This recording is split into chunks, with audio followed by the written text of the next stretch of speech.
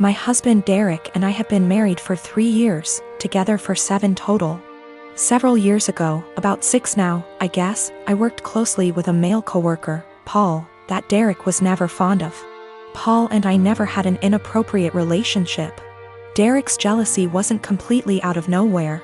I get why he felt that way. Those couple years were a perfect storm of relationship stress. I was working long hours. We were living apart after trying and failing to move in together. Our relationship was still fairly new. And then you add in a handsome coworker I had to spend long hours with and saw more than my boyfriend at the time. Paul was the source of several fights. Again, we never did anything that wasn't completely kosher. Eventually I told Derek he needed to trust me and get over it, or we were going to have to break up. He said he would stop worrying, and for the most part things were good. When Paul transferred out of state a few months later, things were really good. There were no worries at all, and our relationship has been amazingly strong ever since. This last weekend, my husband went out with a couple friends to some bars and a football game. When he came home, he was pretty wasted.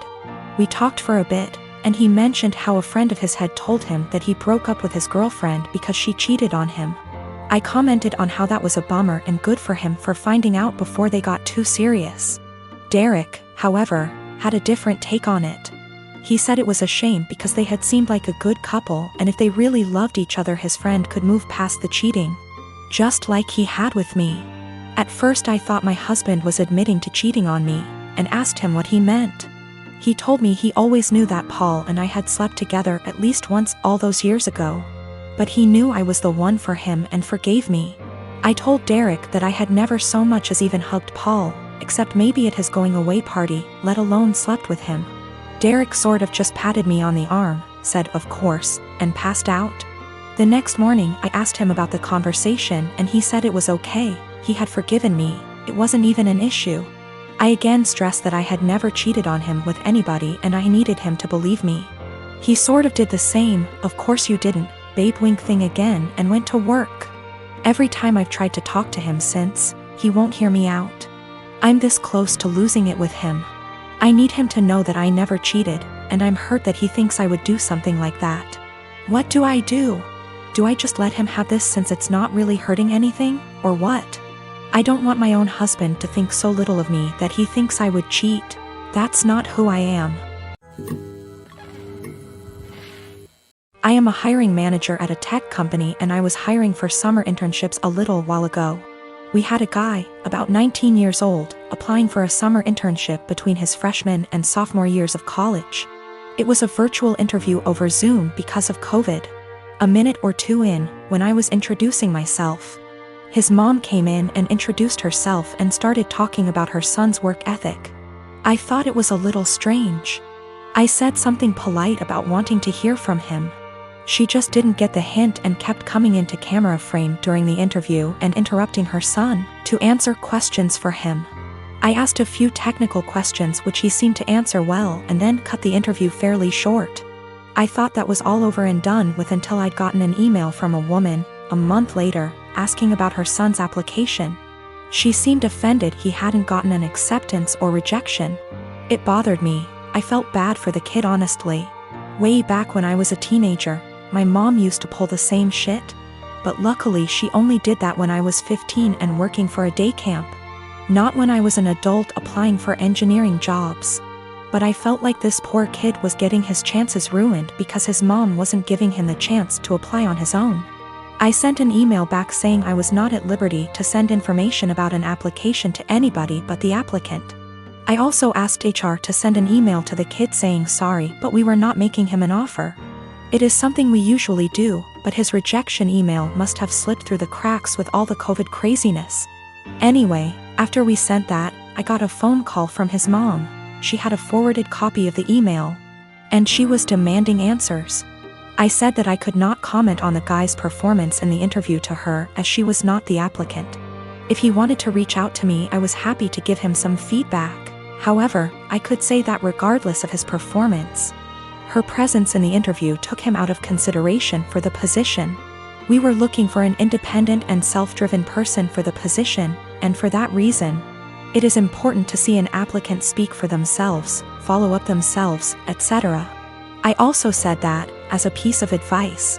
Every hiring manager I've met in my career who sees someone other than the applicant answering questions during an interview, following up on the applicant's behalf, etc., would also put their resume in the "do not hire" pile.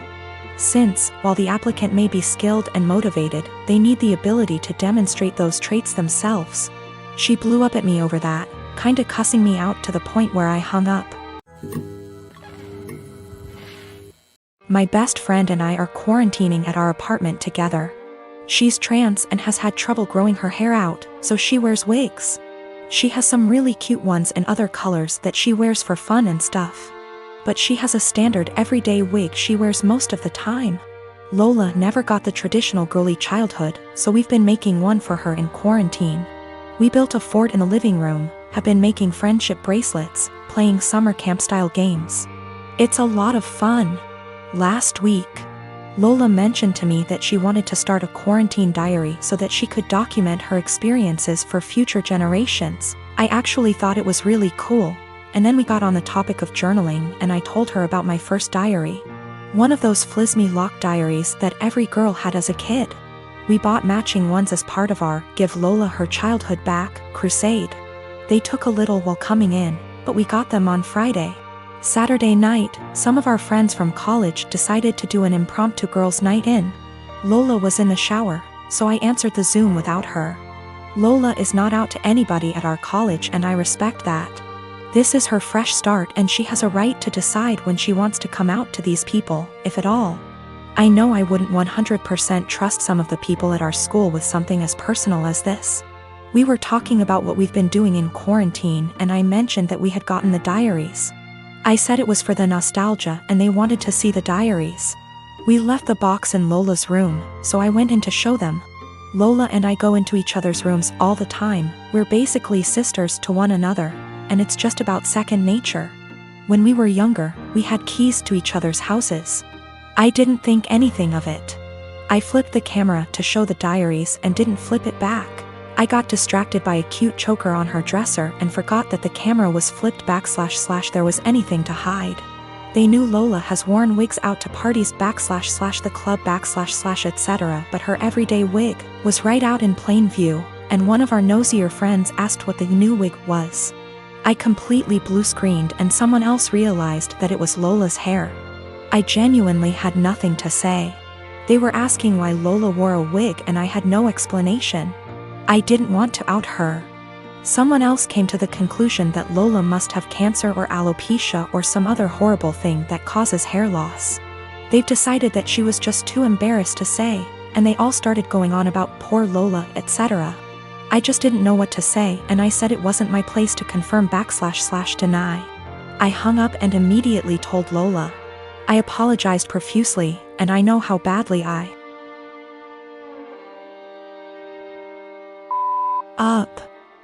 I feel so guilty about it. But, understandably, she's upset. Now, she's being forced to decide whether or not to out herself. Lola, understandably, doesn't want to lie about having some serious disease and people are already trying to show support. At the same time, though, she doesn't want to have to come out. I don't know what to do. I want to support her, but she doesn't want to even see me right now. My 7-year-old daughter's doing virtual school in our living room recently. I heard her teacher address a girl named Kelly a few times, which stuck out to me because my daughter's class is only about 15 kids and I know them all by this point in the year. A couple times more and I realized she was calling my daughter Kelly. My daughter's name is Keely, pronounced Keely. So after school was over I asked her if that had been happening all year in this teacher's class and she said it had and it really annoyed her. I asked her why she hadn't corrected the teacher if it annoyed her so much and she said she had repeatedly at the beginning of the year, but the teacher kept calling her Kelly, so eventually she gave up on reminding her. I sent the teacher a quick email explaining the misunderstanding but got no response.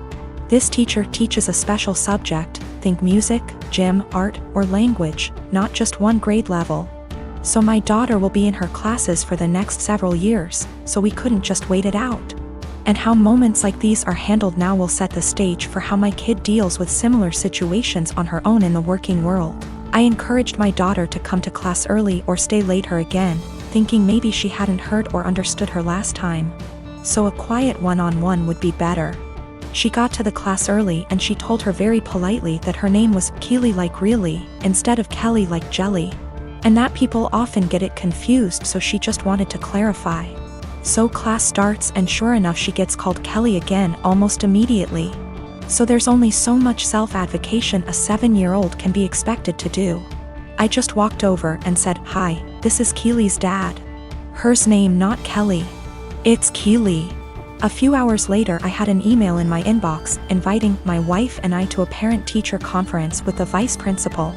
The long and short of the meeting ended up being the school feels that while the teacher probably should have learned her name, that the real problem is she feels I challenged her authority by correcting her in class and that the names were similar enough for it to not have warranted such drastic action. That surprised me. I couldn't believe a meeting was necessary, let alone that it cast blame on us. I can't tell if I'm being that annoying, my kid matters most parent that my grandmother the schoolteacher always complained about, or if the teacher should just learn her damn name, because that's a basic part of her job.